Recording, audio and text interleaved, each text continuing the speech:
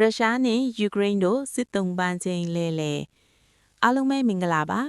NNS Channel ကပြန်လည်ကြိုဆိုလိုက်ပါတယ်ရုရှားနဲ့ယူကရိန်းတို့ဟာ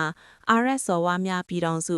UAE ရဲ့ကြားဝင်ဆေးစပ်မှုနဲ့စစ်တုံးပန်းချင်းလဲလှယ်တဲ့အစီအစဉ်ကိုစခဲ့ပြီးဧပြီ17ရက်မှာနှစ်ဖက်စလုံးကအကျဉ်းသား165ယောက်ကိုလဲလှယ်ခဲ့တယ်လို့ရုရှားကာကွယ်ရေးဝန်ကြီးဌာနကပြောပါတယ်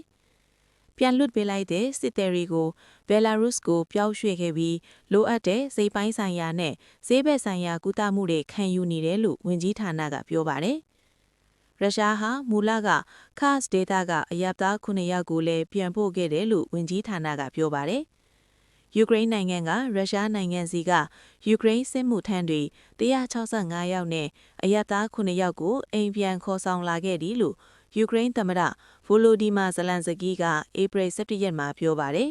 ။ယူကရိန်းစစ်မှုထမ်းတွေဟာနိုင်ငံအရှေ့ဘက်ကမှတောင်ဘက်အထိမတူညီတဲ့စစ်မျက်နှာတွေမှာနိုင်ငံကိုကာကွယ်ခဲ့ပြီးသူတို့တဲကအများစုဟာ2022ခုနှစ်ကစပြီးရုရှားနိုင်ငံထဲမှာအဖမ်းခံထားခဲ့ရတယ်လို့ဇလန်စကီးကပြောပါတယ်။လေးနှစ်ကျော်ကြာစစ်ပွဲအတွင်းယူကရိန်းနဲ့ရုရှားအစိုးရတို့ဟာပုံမှန်စစ်တုံးပန်းလဲလှယ်ခဲ့ကြတာပါ။အမေရိကန်ကကြားဝင်ဆေးဆက်ပေးတဲ့ယူကရိန်းနဲ့ရုရှားအကြားနေမြေပြဿနာနဲ့ပတ်သက်ပြီးရက်နေတဲ့ငိမ်းချမ်းရေးဆွေးနွေးပွဲတွေအများပြားကနေထွက်လာတဲ့ခိုင်မာတဲ့ရလဒ်နည်းနည်းတွေကတစ်ခုလည်းဖြစ်ပါတယ်။ယူကရိန်းနဲ့ရုရှားနိုင်ငံစလုံးကအခုသတင်းပတ်ကုန်ရက်မှာအော်တိုဒိုအီစတာပွဲတော်ကိုကျင်းပနေချိန်က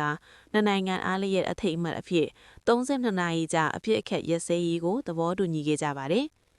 အဖြစ်အခတ်မှုဟာဧပြီ17ရက်ညနေ4နာရီမှစပြီးဧပြီ12ရက်ညတန်းခေါင်ရမှာပြီးမယ်လို့ရုရှားနိုင်ငံကပြောပါတယ်။ဇလန်စကီးကတော့သူနဲ့သူ့ရဲ့တပ်မတော်အကြီးအကဲတို့ဟာအဖြစ်အခတ်ရက်စဲရေးအောက်ကယူကရိန်းတပ်ဖွဲ့တွေအတွက်လူထုံးလောက်နည်းတွေကိုဆွေးနွေးခဲ့ကြတယ်လို့ပြောပါတယ်။အီစတာပွဲတော်မှာအဖြစ်အခတ်ရက်စဲရေးဟာငြိမ်းချမ်းရေးစီတို့စစ်မှန်တဲ့လှူရှားမှုရဲ့အစလည်းဖြစ်လာနိုင်ကြောင်းယူကရိန်းဘက်ကသက်ဆိုင်ရာအဆိုပြုဟုလုပ်ပြီးပါပြီလို့ဇလန်စကီးကပြောပါတယ်